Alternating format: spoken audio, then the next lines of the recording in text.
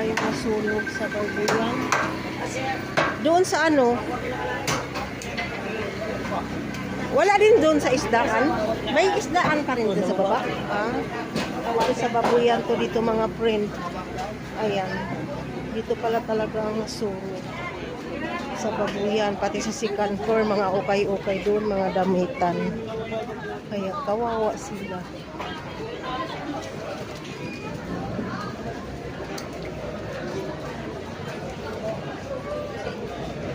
Ayan.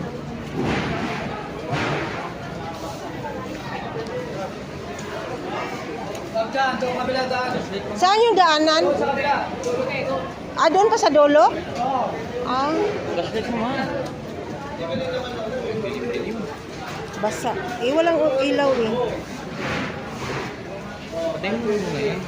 Kawawa dito yung nasusunugan. Sa babuyan pala talaga. Ayan.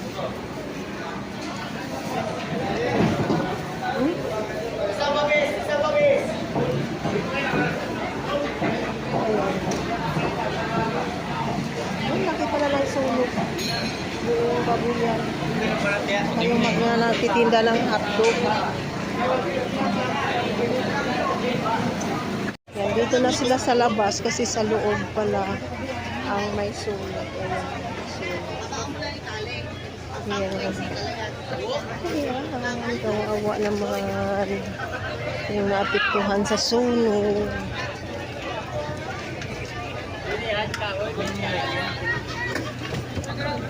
Maghanap ako ng isda. Yung maganda-ganda na isda.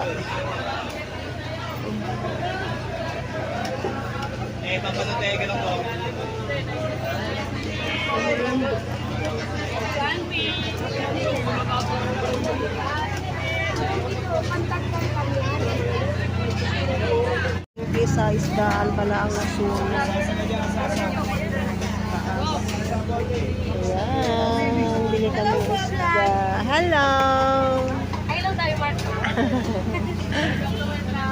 Yan, binili kong isda na ganito, biteria. Sarap po yan.